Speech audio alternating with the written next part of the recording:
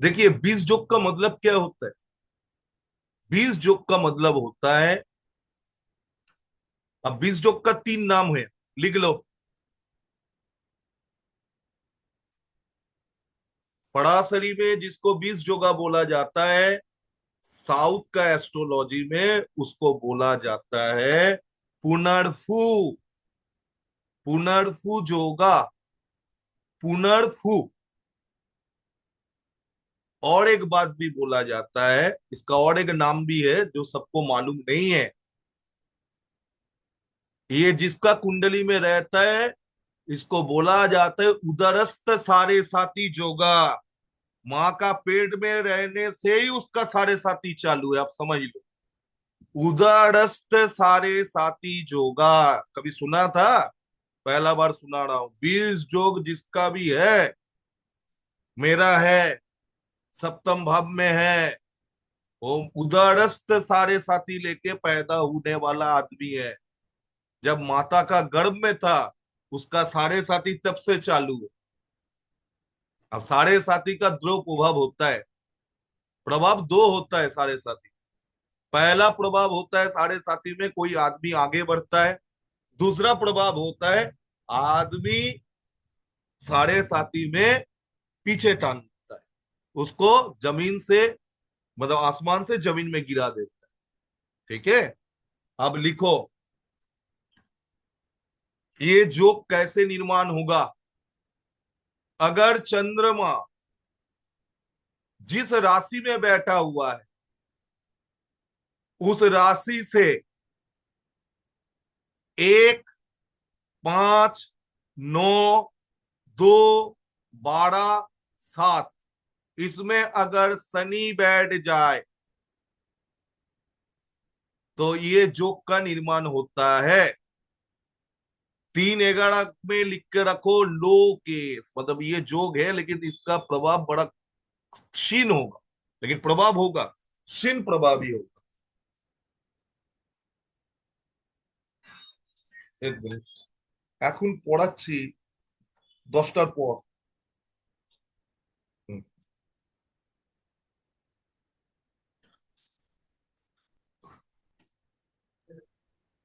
Sir तो जरा वापस कैसे? बताइए। सर जरा वापस बताइए। मैं डबल रिपीट करूंगा, मैं एक चीज बोला था, कोई हमसे कुछ नहीं पूछेगा। नारी का रूल क्या है? नारी का दृष्टि रूल ही बताया, 1, 5, 9, 7, 2, 12 पूरा प्रभावी होगा। 3, 11 में कोई प्रभाव नहीं, प्रभाव कम रहे, क्षीण हो जाए। अब लिखो, ये होता क्यों है? जब किसी बंदे का पूर्व जन्म का कार्मिक कोई लोन या कार्मिक कोई डेब्ट रहता है, तो वो कैरी फॉरवर्ड होता है, वो कैरी फॉरवर्ड होता है। और उस आदमी का जिंदगी में सारे साथी का जब सेकेंड फेज चलेगा, दूसरा सारे साथी जब भी आएगा, वो सबसे जिंदगी का टफेस्ट टाइम होगा। जिसका भी ये जोग है, उसका जिंदगी में जब दूसरा सारे साथी स्टार्ट होगा, उसका लाइफ को पूरा इधर उधर करके छोड़ दे। मेरा सेकंड सारे साथी में ही मेरा इधर उधर करके छोड़ दिया, तो उथल पुथल मचा देता है।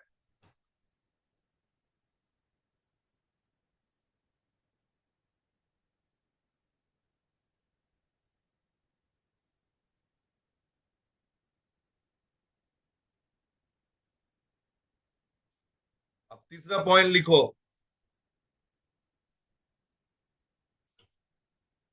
अब जो लोग न्यूमरोलॉजी सीखे हो, पढ़े हो, अब आप लोगों को काम में आएगा। किसी व्यक्ति का, किसी व्यक्ति का, किसी जातक का अगर 6th house, 8th house, 12th house में शनि चंद्रमा का कॉन्जंक्शन होके बैठा है, मतलब जुति होके बैठा है, एक साथ बैठा हुआ है, किसी का 6th हाउस में, 8th हाउस में, 12th हाउस में शनि चंद्रमा का जुति बैठा है, और उसका लोसू ग्रिड में अगर नंबर 5 आ जाए, न्यूमेरोलॉजी का लोसू ग्रिड में अगर नंबर 5 आ जाए, तो ऐसा आदमी का बिजनेस डूब जाएगा, पूरा डूबेगा। चेक कर लेना। किसी का 6 number house, 8 number house, 12 number house में अगर चंद्र शनि का जुति हुआ, और उसके साथ साथ उनका लोसू ग्रिड में अगर 5 नंबर प्रेजेंट है, मतलब बुध अगर प्रेजेंट है, तो बिजनेस पूरा पूरी डूब जाए। क्योंकि बुध चंद्रमा को मारेगा और चंद्रमा बुध को मारे, सीधा बात। फाइट दोनों तरफ से जाए। चलो, लेकिन कौन सा बिजनेस चलेगा ऐसा आदमी का? अगर ऐसा केस आ जाए, बोलो बाबा आप कंसल्टेंसी का बिजनेस करो।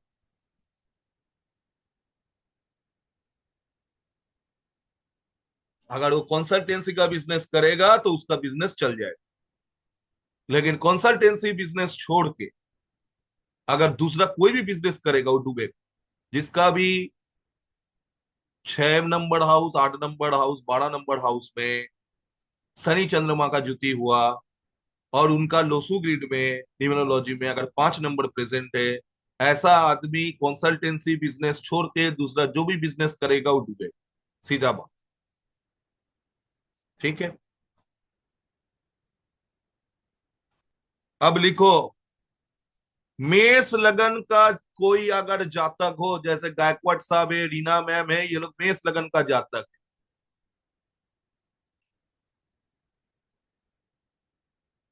मेष लगन में जातक का कुंडली में अगर ये जोग बन रहा है,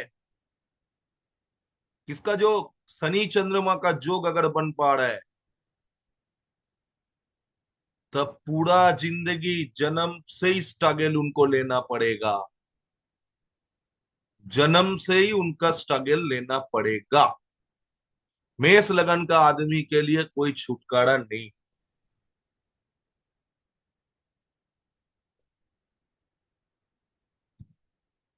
मेष लगन भयंकर होता है ये इस जोग के लिए। चेक कर लेना अपना अपना कुंडली भैया। ये पढ़ाने के बाद मैं कुंडली में जाऊं, तब बात करेंगे। शनि चंद्रमा का जुति अगर 6, 8, 12 में बैठे, किसमें बैठे? 6, 8, 12 में बैठे, तो क्या होगा? इन लोगों का मैरिज लाइफ में प्रॉब्लम आएगा, या मैरिज में प्रॉब्लम आएगा। आप 6, 8, 12 का मतलब जो है ना, सब हाउस मत पकड़ना। ये टेक्निक बता रहा हूं। राशि में भी जोग बनेगा तो सीधा पेल लेना है, क्योंकि काल पुरुष का कुंडली जो होता है, वहां पे सीधा से क्या सिखाया है? काल पुरुष का कुंडली का मतलब ही होता है 6 नंबर राशि षष्ठ भावी होता है, मेष उसका पहला नंबर होता है। तो किसी का अगर 6, 8, 12 में ये चीज बन रहा है, 6, 8, 12 में, तो क्या होगा? मैरिज रिलेटेड इशू होगा, मदर का हेल्थ इशू जरूर होगा, और वैसा बंदा को कोल्ड एंड कफ से प्रॉब्लम रहेगा, सर्दी का प्रॉब्लम जरूर होगा उसको। ये 3 चीज हमसे मिलता है, क्योंकि मेरा सप्तम भाव में अष्टम राशि है, वहां पे शनि और चंद्रमा का जोग बैठा, मैरिज रिलेटेड प्रॉब्लम मेरा हुआ, मेरा मदर का हेल्थ रिलेटेड प्रॉब्लम ही हुआ, तीसरा मेरा कोल्ड कॉफ का प्रॉब्लम है, प्रूफ हो गया। That is the enough. तीनों चीज मेरे साथ घटा है। अब ऐसा आदमी जिसका शनि और चंद्रमा का जोग बैठ रहा है, कौन वाला बिजनेस उसको सूट करेगा, या कौन वाला जॉब उसको सूट करेगा? शनि क्या है?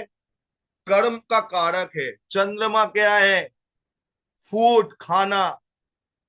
चंद्रमा खाद्य समझाता है, खाने का हैबिट समझाता है। तो ऐसा आदमी को फूड रिलेटेड जॉब या फूड रिलेटेड अगर बिजनेस करेगा तो उसका चलेगा। ये कौन वाला एस्ट्रोलॉजी बताया? ये भृगु नंदी नारी में आरजी राव साहब ने बोला है।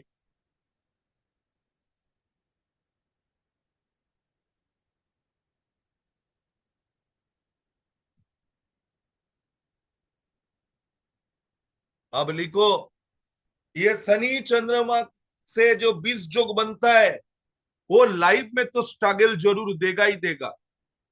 स्ट्रगल इन लाइफ तो जरूर होगा, लेकिन ऐसा जातक या जाति का वर्ल्ड फेमस होने का भी जोग है।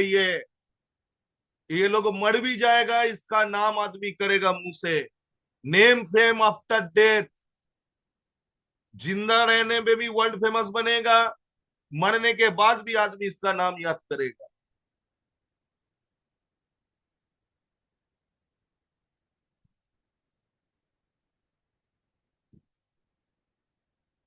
जिसका भी कुंडली में ये शनि का और चंद्रमा का 20 योग बन रहा है, वैसा आदमी को अब ना इमोशन को कंट्रोल करना है, क्योंकि उसका इमोशनल प्रॉब्लम रहेगा जिंदगी में। क्योंकि शनि पेन है, चंद्रमा इमोशन का कारक है। तो वो ज्यादा इमोशनल हो जाएगा तो उसको पेन मिलेगा उस जगह से। उससे भी बड़ा बात, ये सिर्फ उसके साथ नहीं होगा, उसका फैमिली लाइफ में भी थोड़ा बहुत इमोशनल डिसबैलेंसमेंट चलेगा।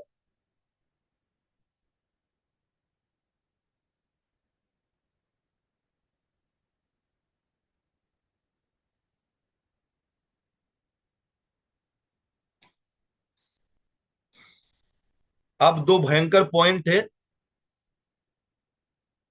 जिसका भी शनि चंद्रमा का जोग बन रहा है, नेक्स्ट मतलब 20 जोग बन, ऐसा नेटिव, ऐसा जातक रात में जो प्लान करेगा, काम के लिए कोई प्लान ऑफ एक्शन करेगा, सुबह होने के बाद वो प्लान को एग्जीक्यूट नहीं कर पाएगा। क्यों? क्योंकि जातक हार्ड वर्क नहीं कर सकता है और शनि को हार्ड वर्क मांगता है। चंद्रमा सॉफ्ट प्लेनेट है, शनि कठोर प्लेनेट। जो भी प्लेनेट रात में सोचेगा वो काम करने का, जो भी प्लान करेगा सुबह उठ के भूल जाए, मतलब कर नहीं पाए। क्योंकि उसका जिंदगी में वो हार्डवर्क कर ही नहीं सकता है। और ये लोग ज्यादातर देखा गया है लेट राइजर होता है। लेट राइजर होगा, नींद से जल्दी नहीं उठता है। ये मेरा प्रॉब्लम था पहले। I face this problem, late riser हो। लास्ट पॉइंट, किसी का शनि चंद्रमा का 20 जोग अगर 8 हाउस मतलब मृत्यु भाव में बैठ रहा है, वैसा बंदा को, वैसा आदमी हो चाहे औरत हो, कभी रिवर राफ्टिंग नहीं करना चाहिए। नाव में नहीं चलना चाहिए। रिवर राफ्टिंग का कोई भी गेम हो, मतलब पानी से उसको खतरा है, डूब के मरने का खतरा। बोलता है ना, पानी से फाड़ा रखता है लोगों को, तो डूब के मरने का खतरा रहता है वैसा आदमी को। किसी का भी 8 हाउस में अगर ये जोग बन रहा है, पकड़ लो, किसी का 2nd हाउस में चंद्रमा है, 8 हाउस में शनि है, तो ये जोग बन गया। 8 हाउस में चंद्रमा अपना सप्तम दृष्टि 8 हाउस को डालेगा 2nd हाउस से। तो ऐसा आदमी को पहले बता देना है, बाबा तुमको कभी भी पानी में जाके अपना मतलब कोई काम नहीं करना। पानी से तुमको दूरी बना के रखना है। क्योंकि पानी में कोई भी पानी का गेम में जाओगे करने के लिए, रिवर राफ्टिंग हो गया, तो तुम डूबने का संभावना बढ़ जाती है। ओके, ये था आप लोगों का पुनर्फू। उदरस्थ सारे साथी चंद्रमा का 20 जोग। ओके, आप रुको, इसको अब इसका रेमेडी हम लोग बताएं।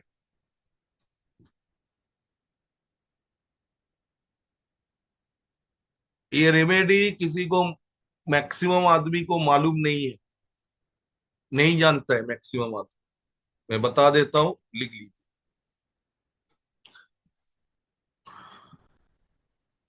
संडे के दिन, रविवार के दिन, जिसका भी ये जोग वर्तमान है, पुनर्फु या उदरस्थ साढ़े साती जोगा या 20 जोग, सैटर्न मून का कॉन्जंक्शन जिसका भी है, वैसा आदमी को, वैसा नेटिव को संडे के दिन फ्रीजर में बर्फ जमा के रखना पड़ेगा। पानी को बर्फ जमाने के लिए रखना पड़ेगा फ्रिज के अंदर, फ्रीजर में। ठीक है। मंडे के दिन, संडे बर्फ बैठाएगा, मंडे के दिन उसको क्या करना है, सुबह नहा धो लेना है। आफ्टर दैट एक तो स्टील का या सिल्वर का कोई थाला लेके आना है, थाली जिसको बोलते हैं, गोल वाला एक तो थाली लेके आना।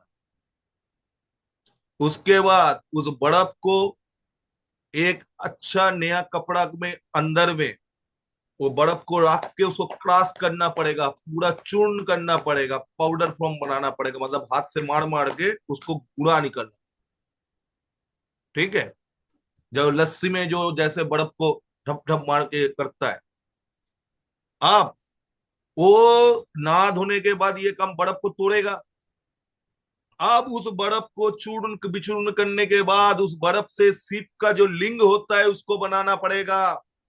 किसके ऊपर में, वो जो सिल्वर का थाला था या सिल्वर का जो प्लेट था उसके ऊपर में वो शिवलिंग को बनाना पड़ेगा। शिवलिंग, गौरीस्थान नहीं, शिवलिंग बनाना है। लिंग जैसे केदारनाथ में है वैसा लिंग बनाना है। ठीक है। आप क्या करना है, आप उसको बोलना है 3 बार, नमः शिवाय नमः शिवाय नमः शिवाय। जिसका गुरु मंत्र है ओम लगा सकता है, जिसका नहीं है वो शिव शिव का पंचाक्षरी मंत्र ही बोलेगा, नमः शिवाय नमः शिवाय नमः शिवाय। पानी के साथ दूध मिला के उनका रुद्राभिषेक करना पड़ेगा। आहिस्ता आहिस्ता पानी गिरेगा, ऐसा नहीं नमः शिवाय नमः शिवाय नमः शिवाय ढास, ऐसा नहीं चाहिए। नमः शिवाय नमः शिवाय नमः शिवाय, आहिस्ता करके पानी गिरता जाए, ऐसा करके डाल। ये काम जिस दिन पहला दिन करेगा वैसा आदमी, उसका आंख से, नाक से, पूरा बदन से उसका पसीना पानी निकलेगा, क्योंकि उसका कुंडली का जो जहर है वो निकलेगा। जितना सोमवार वो करेगा आहिस्ता आहिस्ता इसका जो वर्ल्ड फेमस जोग उसका एक्टिवेट होगा। अब बहुत आदमी बोलेगा सर मेरे को तो बर्फ से तो लिंग बनाना नहीं आता है, मैं क्या करूं। कुल्फी खाने का ब्लॉग देखे हो, लंबा से आता है पूरा शिवलिंग के तरह कुल्फी, ऐसा आता है ना। उसके अंदर में पानी भर के रखो, संडे के दिन वो स्लिंग के तरह निकल के आ जाएगा। प्लेट के ऊपर में रखा, रुद्राभिषेक किया। अब ये सामान को डालना कहाँ, रुद्राभिषेक हो गया, पूरा सामान को थाली के साथ लेना है, लेके जा किसी भी पेड़ के नीचे में डाल देना है। घर में अगर तुलसी का मंच है वहां पे डालोगे तो और बढ़िया बात है, नहीं तो कोई भी पेड़ में डाल सकते हो। तुलसी में मत डालो, शिव जी का है तो तुलसी में मत डालो, सॉरी, वो तुलसी नहीं था, वो बेल। बेटल लिप्स अगर किसी का घर में है, बेटल का पेड़ अगर किसी का है तो वो डाल सकते वहां पे, नहीं तो दूसरा कोई पेड़ में अब डाल। समझ में आया, ये रेमेडी, ये 20 जोग का रेमेडी है। और इस रेमेडी का अगर कोई 9 सोमवार, 11 सोमवार, 27 सोमवार, 108 सोमवार, यह हर दिन सोम का होड़ा में 1 घंटा टाइम मिलता है ना सब प्लेनेट को। सोम का होड़ा का टाइम में, मतलब चंद्र का जब होड़ा चलेगा उस टाइम में अगर ये काम करेगा, पकड़ लो कोई बोला मेरे को कंटिन्यूअस 9 दिन करना है, एक पहला सोमवार से वो स्टार्ट करेगा। काम स्टार्ट कब होगा? सोमवार के दिन से होगा। मंगलवार के दिन जब सोम का होड़ा होगा, मतलब चंद्र का जब होड़ा होगा, उस टाइम में उसको वो काम करना है। बुध के दिन जब करना है, ऐसे करके वो अगर 9 दिन कर लेगा, उसका बॉडी हल्का होने में एकदम, क्या बोलूं, उसको खुद फीलिंग आ जाएगा, आधा रोग उसका ऐसे ही भाग जाएगा। जिसको ये रेमेडी मैं दिया हूं, सब अपना जिंदगी में तरक्की किया है, विदाउट वेयरिंग एनी मुक्ता, मतलब कोई पाल पहनने का जरूरत नहीं और कोई नीलाम पहनने का भी जरूरत नहीं। ठीक है? सबका तोर पिताजी के पास और माता जी के पास। पिता कौन? सदाशिव। माता कौन? भगवान। सबका तोर एक जगह। सब प्लेनेट किसका पैर के नीचे बैठता है? जाके माता का पैर के नीचे बैठा है। क्योंकि पिता तक पहुंचने के लिए पहले माता को झेलना पड़ता। सब डर। ये पुनर्फुता। आप लोग जैसे देखते हो, जैसे सुनते हो, वैसे चंद्र का विष योग नहीं।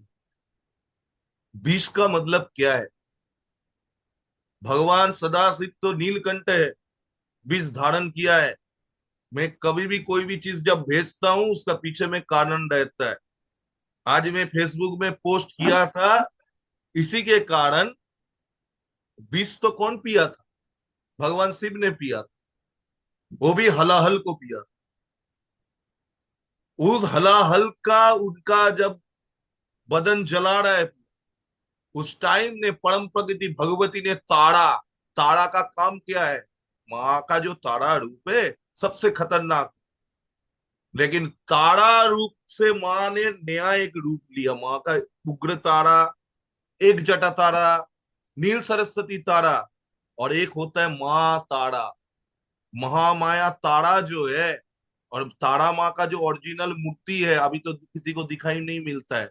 मैं उसमें जाके काम भी कर चुका हूँ 2010-11। ठीक है? उस मूर्ति में आपको अगर ढंग से देखोगे, आपको दिखाई पड़ेगा शिव जी को बच्चा के तरह अपना गोद में लेके उनको मदर ने फिट कर रहा है। क्यों? उनका जाला निवारण हो जाए। तो इस चीज से क्या समझ में आया? जब भी तुम कोई प्रॉब्लम में हो, मम्मी के पास जाओ पहले। जो पिताजी को भी सही कर सकता है, तुम तो छोटा आदमी हो, तुमको क्या नहीं कर पाए? कौन प्लेनेट तुमको क्या कर ले? जो आदमी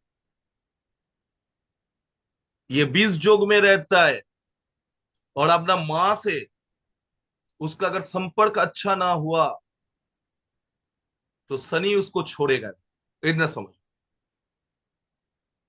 और अगर वो बेटा हो चाहे बेटी हो, अपना मम्मी के साथ अच्छा रिलेशन बना रहा है, तो शनि उसको जरूर उठा देगा ऊपर में, तोड़ेगा नहीं। मेरा 20 जोग है, मैं शिव जी का पूरा ये रेमेडी कर रहा हूँ, लेकिन अपना माँ को पीठ पीछे गाली देना, तब शिव जी भी बोलेगा माफ कर दो भैया, तुम आगे बढ़ो। तुम अपना जन्मदात्री माँ से तुम ठीक कर नहीं सक रहे हो, जो तुम्हारे लिए भगवान है, तो तुम हमसे क्या कर रहे हो? पहले अपना घर को सजाओ। तो वो कैसे करके बनता है बीज, जो बता दिया। कैसे करके क्या क्या उसका फल होता है बता दिया। इसके बाद क्या बताया? कैसे करके उसका रेमेडी करना है, रेमेडी का सही तरीका बता दिया। याद रखिए ये चीज को। आप इसका रिकॉर्डिंग में बंद कर